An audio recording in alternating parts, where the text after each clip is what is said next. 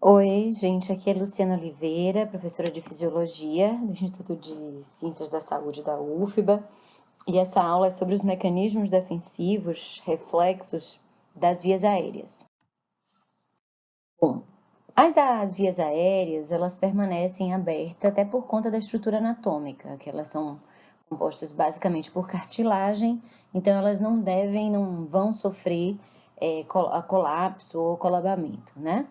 E, consequentemente, corpos estranhos podem entrar. E aí existem vários mecanismos que foram desenvolvidos para que a gente se proteja e isso não cause um dano à saúde. Então, a gente tem a tosse, tem espirro, tem a filtração, que é feita de partículas pelos pelinhos que a gente tem na via aérea, o sistema mucociliar, que vai, esses cílios, né, da mesma forma que eles filtram, eles têm um movimento ativo que trazem o muco e esses corpos estranhos menores para áreas mais superiores para serem eliminados. E tem alguns mecanismos químicos de defesa também. Então, na própria mucosa, existem alguns antimicrobianos naturais que vão destruir principalmente bactérias, né, que é a lisozima e a lactoferrina. Mas tudo isso compõe esse sistema de defesa. Essa aula é mais ligada aos reflexos. E esses reflexos, como qualquer reflexo, né, existe um componente receptor, ou seja, uma estrutura que capta essa informação, detecta a informação, e no caso, esses receptores estão próximos ao epitélio das vias aéreas. Essa informação ela é levada até o sistema nervoso central, no caso da proteção de via aérea, como são pares cranianos envolvidos, isso é levado até tronco encefálico. Depois a gente vai ter centros reflexógenos, ou seja, áreas do sistema nervoso central, onde o reflexo vai acontecer, e no caso aqui é no bulbo, né, na formação reticular. A informação vai sair do bulbo de forma eferente para vir até os músculos ou outras estruturas que vão participar desse reflexo, né? E aqui no caso as vias eferentes vão ser tanto pares cranianos quanto alguns pares espinhais, algumas raízes espinhais. E por fim, os órgãos efetores, que são basicamente músculos, né? Tanto os músculos envolvidos na ventilação pulmonar, ou seja, no trânsito dos gases, mas também músculos cervicais, músculos do sistema estomatognático. As vias aferentes vão variar um pouquinho de acordo do local da via respiratória onde o reflexo inicia. Então, a gente vai ter receptores no nariz, né? E geralmente são receptores amielínicos, eles ficam no epitélio mesmo, logo embaixo. Eles são sensíveis a vários estímulos diferentes e geralmente a resposta quando ativa o receptor de nariz vai ser espirro ou apneia. Apneia significa a pessoa parar de respirar. E quem leva a informação é o quinto par craniano. A faringe, né, os estímulos da faringe, eles vão ser percebidos também por receptores amielínicos, também receptores que vão deflagrar compressão, mas também se tiver uma distensão, uma deformação da mucosa, e isso também vai pelo quinto par craniano. Já das vias mais inferiores, laringe, traqueia e brônquios, quem leva a informação é o vago, né, o décimo par craniano, sendo que na laringe os receptores vão ser tanto a frio, quanto pressão, quanto deslocamento, e na traqueia ela também vai responder a distensão, mas ela também dispara, esses receptores também deflagram, iniciam reflexos por substâncias químicas. No tronco encefálico, ainda no bulbo, existem áreas que são relacionadas à geração dos reflexos. Então, a gente vai ter principalmente o núcleo do trato solitário, que é o ponto mais alto do neuroeixo, onde acontece um marco reflexo, e as áreas que são perissolitárias, ou seja, ficam em torno do núcleo do trato solitário, na formação reticular do bulbo.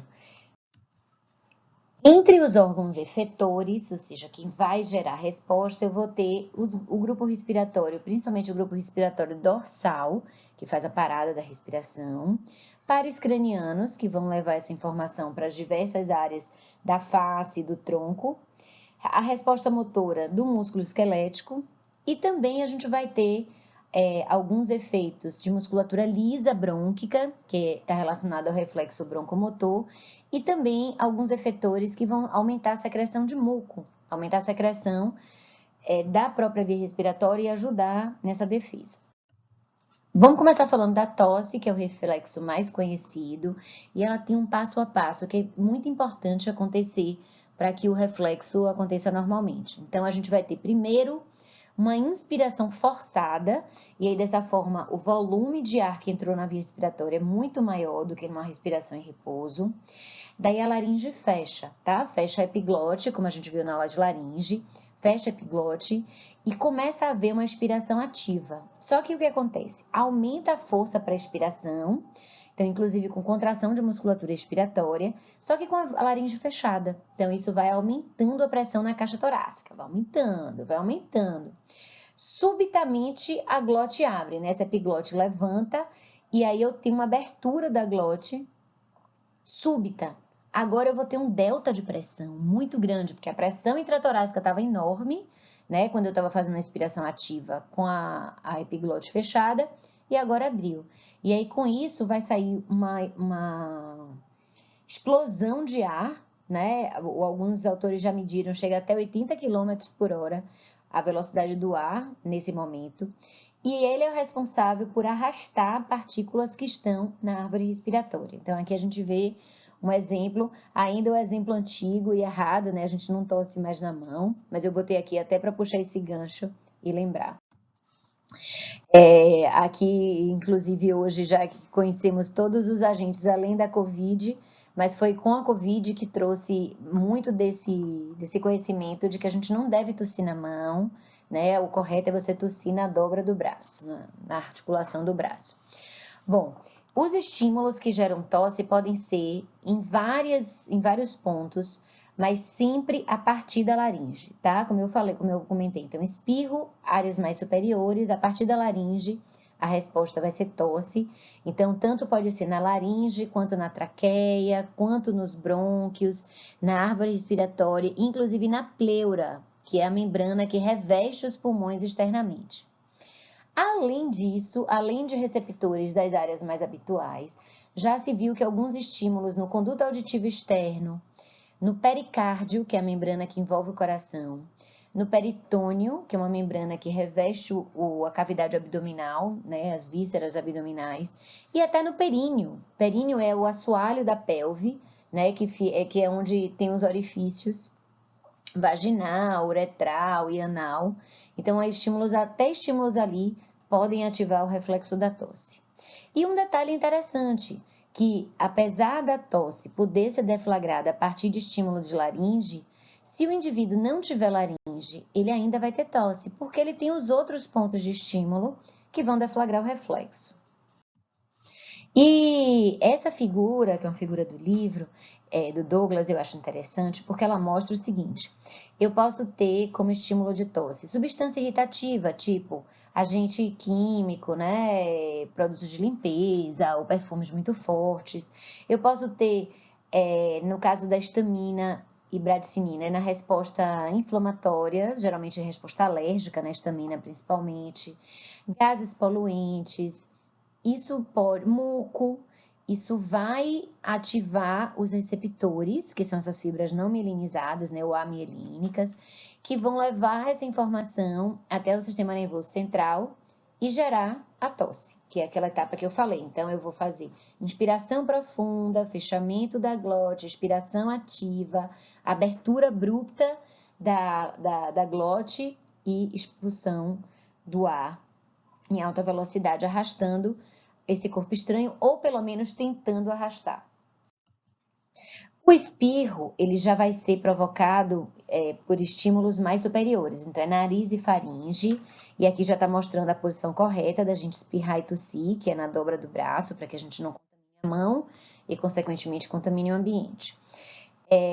Ele pode ser provocado por estimulação mecânica, tipo uma pancada no nariz. Então, quem nunca brincando tomou uma bolada no rosto e teve uma crise de espirros, A pressão mecânica no receptor deflagra espirro, pode ser também por estímulo químico, até mudança da temperatura, entrar no ambiente muito frio, isso também pode deflagrar.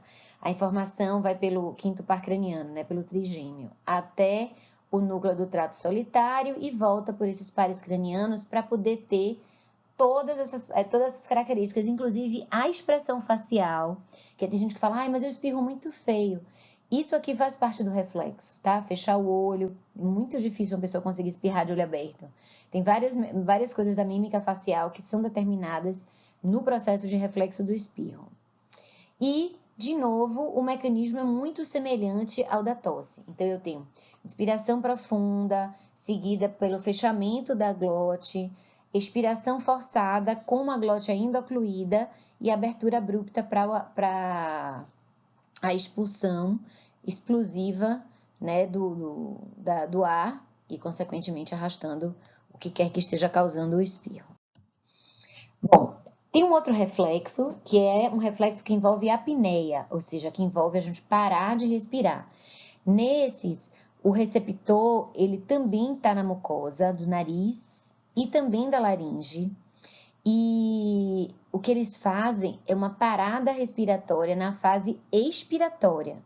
E isso é que é importante de ser na fase expiratória, porque imagina, se você está na água, né? Que esse é um reflexo que acontece inclusive na hora que a gente mergulha.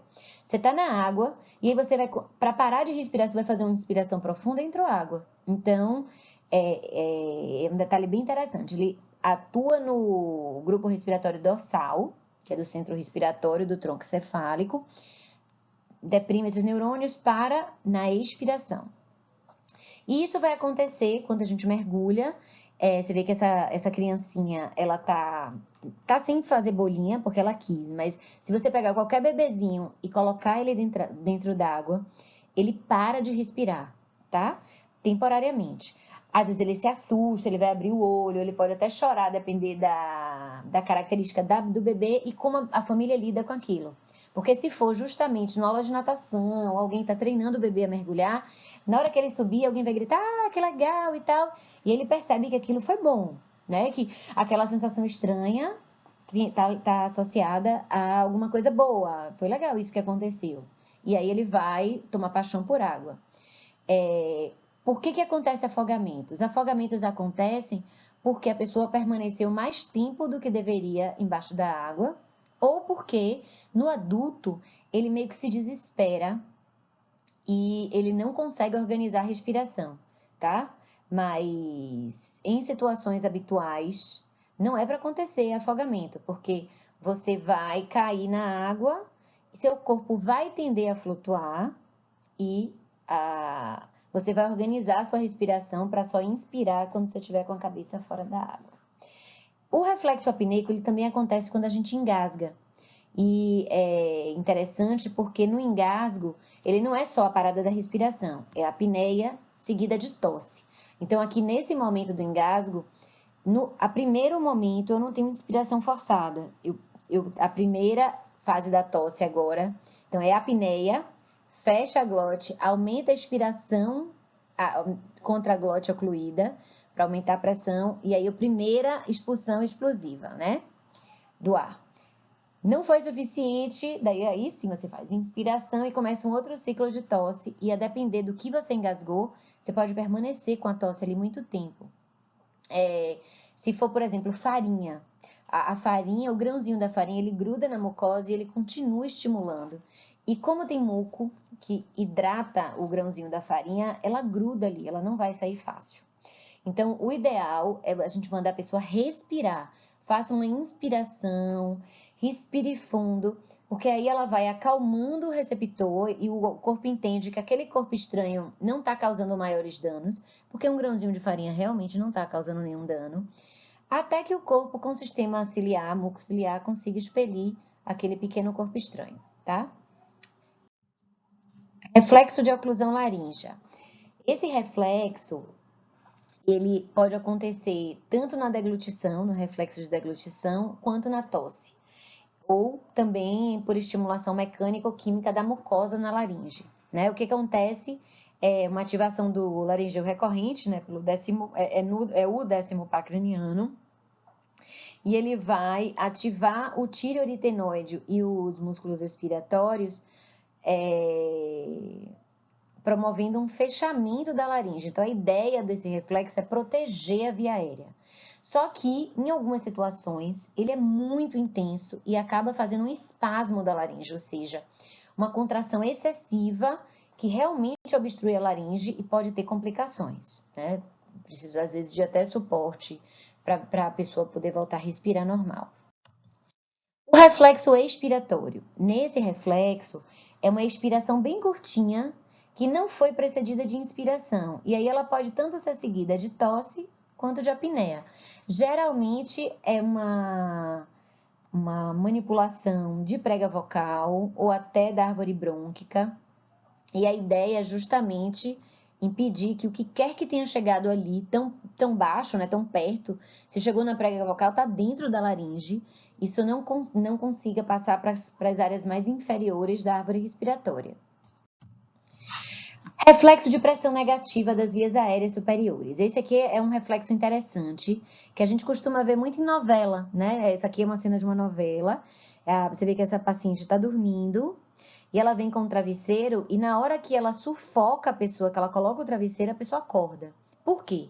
Porque na hora que ela coloca o travesseiro e que ela vai seguir respirando, num primeiro momento, o fato da via aérea estar fechada gera uma pressão negativa, né? Porque ela vai fazer a pressão inspiratória sem que o ar consiga entrar. Então, vai gerar uma pressão negativa e, com isso, há uma inibição da musculatura torácica, então para de respirar, interrompe, porque se foi um corpo estranho grande, se foi um plástico, por exemplo, a pessoa está com um saco plástico, em vez de ela continuar inspirando e puxando mais esse plástico para dentro da via aérea, ela para e ela vai colocar isso para fora. Só que, além disso, o indivíduo desperta, tá? Isso ativa a área da vigília e a pessoa acorda para poder se defender, que é isso que ela está tentando fazer aqui.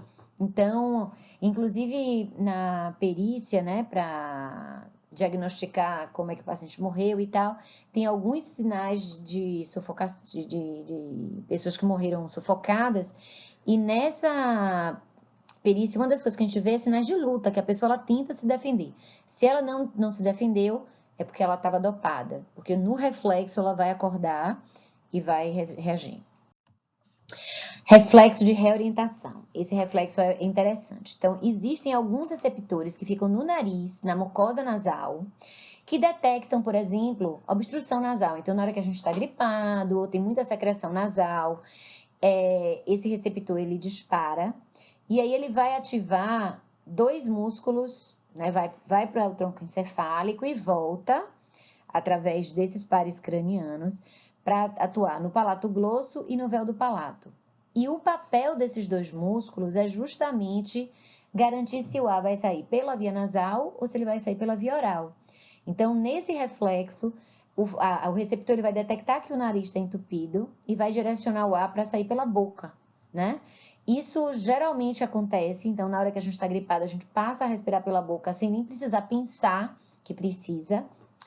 E durante o sono, há uma exacerbação desse reflexo. Então, tem gente que quando está resfriado e dorme, aí começa a ter ronco, por exemplo.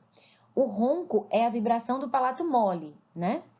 E isso vai acontecer em algumas pessoas justamente porque o ar está sendo desviado, não está saindo pelo nariz, e para passar pela boca ele faz o palato mole vibrar. E o reflexo broncomotor. Esse reflexo é um reflexo, inclusive, muito perigoso, porque ele, com um estímulo na laringe, eu posso levar uma broncoconstricção, né? Então, a musculatura lisa peribrônquica, que fica por fora dos brônquios, ela vai contrair e vai diminuir o calibre do brônquio e, consequentemente, a ventilação. E ele pode vir junto com tosse, mas pode não vir, tá? São dois reflexos distintos.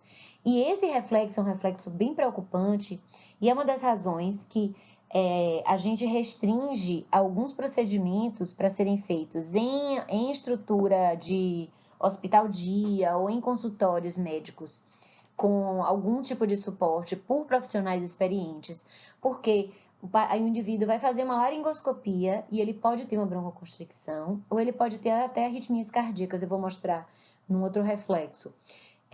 Que se não for um profissional preparado para reverter isso, o indivíduo pode vir a óbito. E esse é o reflexo cardiovascular de origem aérea. Ele é o reflexo mais grave que a gente tem, porque apesar de ser um reflexo de proteção, ele causa um dano, né? Então, quando você manipula a mucosa da laringe, isso pode causar o reflexo de broncoconstricção, como eu falei, né? Então, contrai o músculo liso peribrônquico e consequentemente o calibre, e ativa o simpático para que aumente a frequência cardíaca, aumente a pressão arterial, mas inicialmente isso seria para evitar que o que quer que tenha chegado até a laringe consiga descer mais com a broncoconstricção, e a taquicardia acelera a velocidade de fluxo do sangue para você garantir que aquele pouco oxigênio que você já recebeu consiga circular. Só que isso pode ser exacerbado e acabar em arritmias cardíacas graves, podendo culminar com parada cardíaca. Então, realmente é preciso ser feito por um profissional experiente para poder reverter esse tipo de complicação.